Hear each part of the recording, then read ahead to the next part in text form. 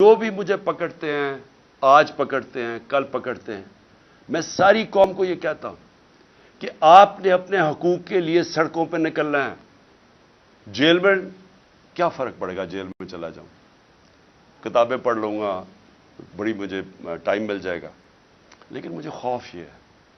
کہ مجھے یہ اگر ہٹائیں گے اور یہ سمجھتے ہیں کہ اگر میں راستے سے ہٹ گیا تو قوم سو جائے گی۔ ان کا یہ خیال ہے کہ اگر عمران خان کو ہٹا دیا جائے تو نہ یہ کیمپین کر سکے، کچھ کرے گا تو تحریک انصاف بھی آہستہ آہستہ ختم ہو جائے گی، اور یہ جو لوگ ہیں انہوں نے تو پھر سے قبول کر لینا جو بھی ہو۔ تو اس کے اوپر میری جان بھی خطرے میں ہے اور یہ مجھے جیل میں ڈالنا چاہتے ہیں۔ آپ کو میں صرف یہ کہنا چاہتا ہوں کہ آپ نے یہ فیصلہ کر لینا ہے کہ عمران خان ہو یا نہ ہو، آپ نے اپنی حقیقی آزادی کی جنگ لڑتے رہنا ہے۔ یہ جہاد ہے آپ کے لیے اور اسی میں آپ کا مستقبل ہے۔ اگر یہ ہم کامیاب ہو جاتے ہیں اس ٹائم پہ، یہ ملک بدل جائے گا۔ جو میں نیا پاکستان کی بات کرتا ہوں، وہ نیا پاکستان آ جائے گا آپ کا، اس راستے پہ ہم نکل جائیں گے۔ لیکن ظلم کے نظام پہ کبھی بھی کوئی معاشرہ اوپر نہیں جا سکتا۔ کفر کا نظام چل جائے گا، ظلم کا نظام نہیں چل سکتا، حضرت علی کا قول ہے۔ یہ نظام کبھی بھی نہیں چلے گا، اور آپ کے سامنے جدھر ہم گر چکے ہیں، آپ کو پتہ ہے کہ کیوں ہیں، کہ جب آپ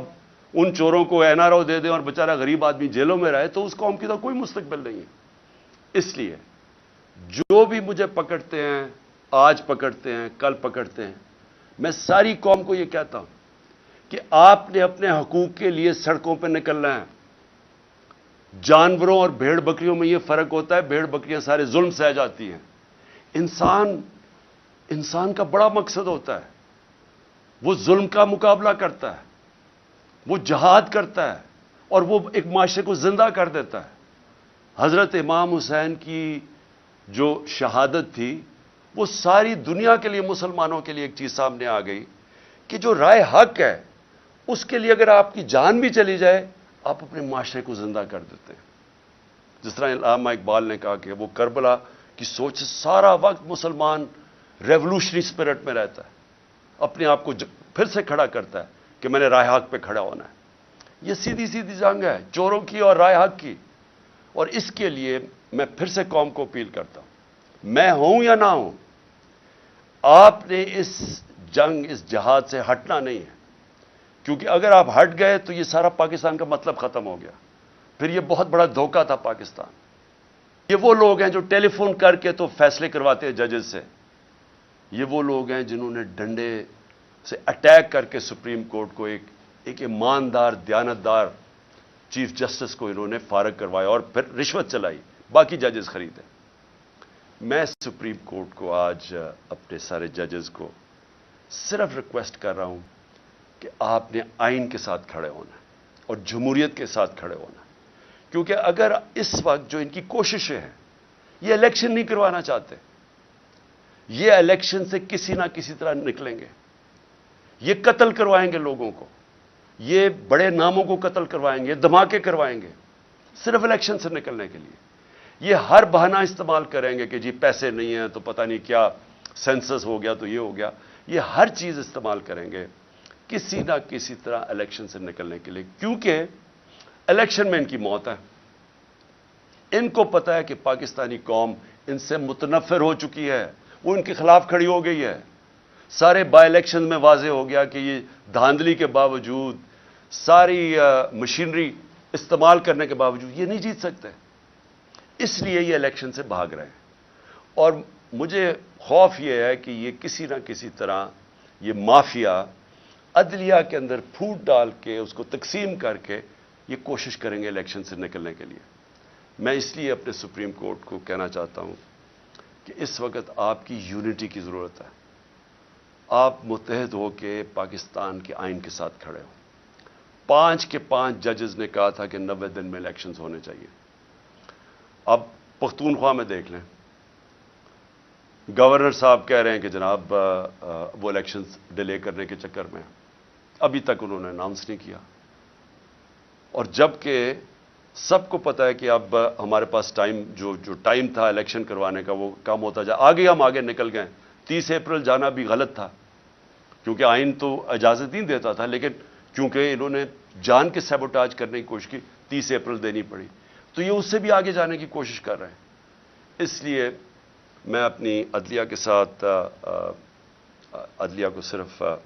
قوم کی طرف سے پیغام دینا چاہتا ہوں، قوم آپ کے ساتھ کھڑی ہے۔ قوم وہ اور ہم وہ لوگ ہیں جو صرف اور صرف آپ سے انصاف چاہتے ہیں، آپ سے جو اس ملک کا آئین ہے اس کی دفاع چاہتے ہیں۔ یہ جو مافیا ہے، یہ